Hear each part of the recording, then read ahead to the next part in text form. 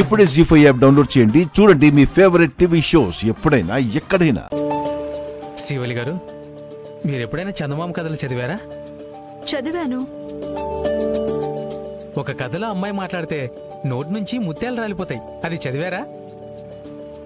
చదివానండి. ఎందుకు అడుగుతున్నారు? నేను ఇప్పుడు ఆవిని చూస్తున్నానండి. అదేంటండి? లేకపోతే ఏంటండి, అసలు మీరు బయటికి రావడమే తక్కువ. వచ్చిన తర్వాత బండి ఎక్కడానికి 5 నిమిషాలు ఆలోచిస్తారు. ఎక్కిన తర్వాత ఏమైనా మాట్లాడతారా అంటే అప్పుడు 1 గంట ఆలోచిస్తారు. అంతలో మీ ఇల్లు వచ్చేస్తుంది. థ్యాంక్స్ అనే ఒక చిన్న ముక్క చెప్పేసి చక్కగా జారుకోకపోతే మీ ఇష్టాల గురించి ఏదైనా మాట్లాడొచ్చు కదా. మా అన్నయ్య అంటే ఇష్టమండి.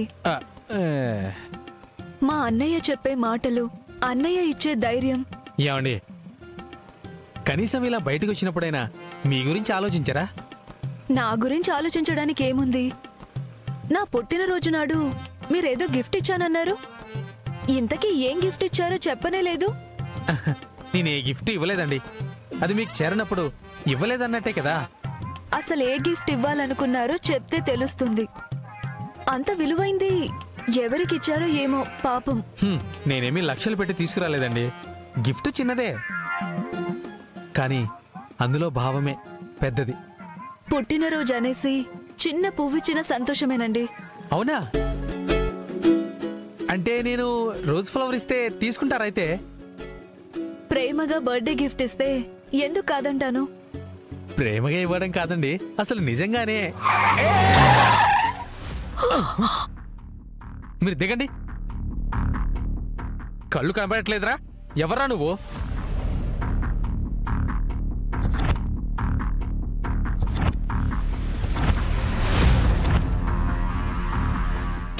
ఓహో, మీరా? సడన్ గా వచ్చి ఇలా బ్రేక్ వేస్తే మా బండి బ్యాలెన్స్ అవ్వద్దు. అయినా సరే బండి మాత్రం బాగానే కంట్రోల్ చేసావు కదా. పశువులకి ట్రీట్మెంట్ చేయడమేమో గాని బండి తోలడం, శ్రీవల్లికి సాయం చేయడం వెంకటపతి రాజుకి, అదే ఈ పశువుల డాక్టర్కి బాగా వచ్చు నాన్న. నేనేం చేసినా మీలా మిస్టేక్ మాత్రం చేయనండి. ఏంట్రా నేను చేసిన మిస్టేక్? దున్నపోతలో వచ్చి కారు అడ్డు పెట్టారు కదా.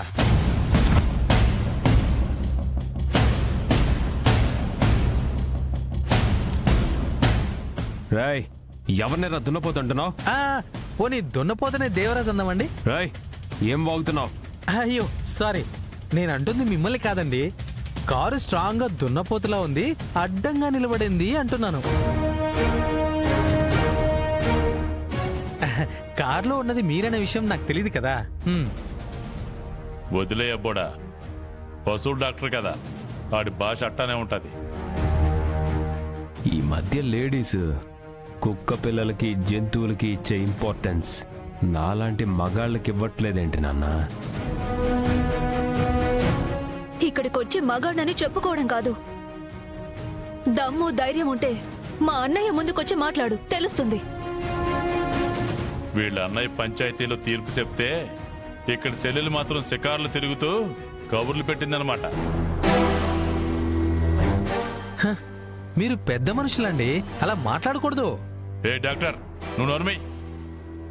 వీళ్ళ అన్నయ్య ఏమో మా చెల్లెలు నిప్పు తుప్పు తప్పుడు కూతలు కూస్తే పొడి చేస్తాను చంపేస్తానంటాడు. తినేమో ఎవరి బండి పడితే వాళ్ళ బండి ఎక్కుతుంది. వెంకటపతి రాజు గారు మా అన్నయ్యకి బాగా తెలిసిన వ్యక్తి.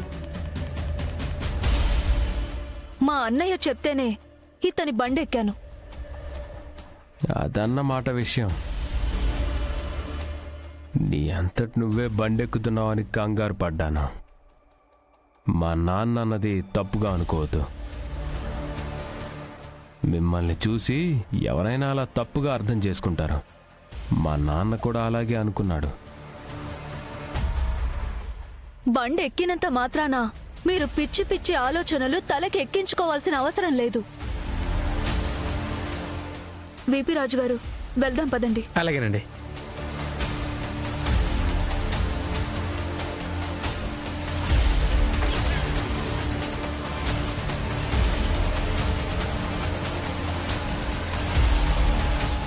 బాగా పొగరు పట్టేసింది అబ్బోడా. ఇది స్కూల్ ప్రిన్సిపల్ అయిపోయింది. అది విఆర్ఓ అయిపోవాలని చూస్తుంది. వాళ్ళ అన్నయ్యని బాధ పెడితే తప్ప వీళ్ళ ప్రయత్నాలు ఆగవపోడా. అదంతా పంచాయతీలో తేల్చుకోవాలి నాన్న.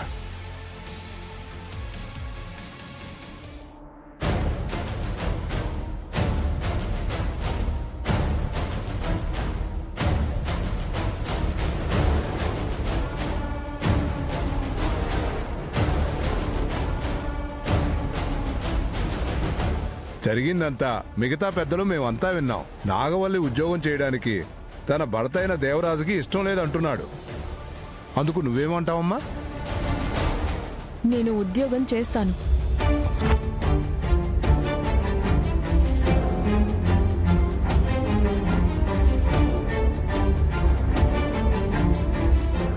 ఉద్యోగం చేయడం నా కల. ఎవరు ఎన్ని విధాలుగా అడ్డుకున్నా కష్టపడి నా ఆశయాన్ని సాధించాను. ఇప్పుడు ఉద్యోగం చేయొద్దంటే న్యాయమేనా? నాగవల్లి నా భార్య కాబట్టి, భార్య భర్త నడిచిన అడుగుజాడల్లో నడవాలి కాబట్టి ఉద్యోగం చేయాలనుకున్న ఆలోచన మానుకుంటే మంచిది.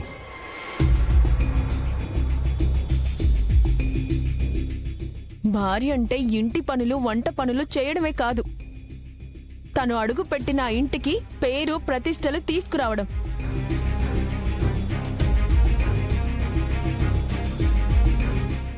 ఇప్పుడు నేను విఆర్ఓ ఉద్యోగం చేయడం వల్ల ఆ ఇంటి గౌరవం పెరుగుతుందే కానీ తగ్గదు కదా. అలాంటప్పుడు ఉద్యోగం చేయకూడదని ఎందుకు అడ్డుకుంటున్నారో చెప్పండి. మీ కోడలు గవర్నమెంట్ ఆఫీసర్గా పనిచేస్తే మంచిదే కదండి. చేసేం ఉద్ధరించాలంట?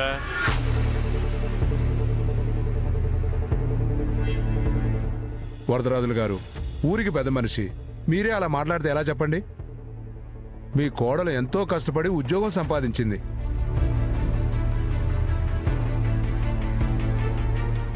పైగా తన ఆశయం ఉంటుంది.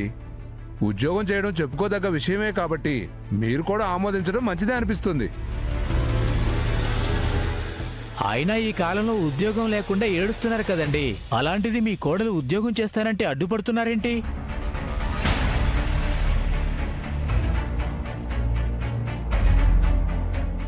మన ఊరి పెద్దలు చెప్పింది విన్నారు కదా.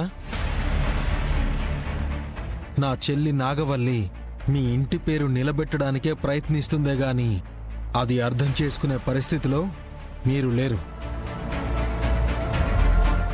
పేరెట్ట నిలబడతాది గంగా? ఇంట్లో పనులు చూసుకుని ఆ ఇంటికి దీపం పెట్టాల్సిన కోడలు బయట అడుగు పెట్టి ఆ వీధి ఈ వీధి దాటి ఆఫీసుకి పోవాలా? మీ అమ్మ సావిత్రమ్మ ఊరే దాటిపోయినా మీ నాన్న ఏమీ అనలేదు.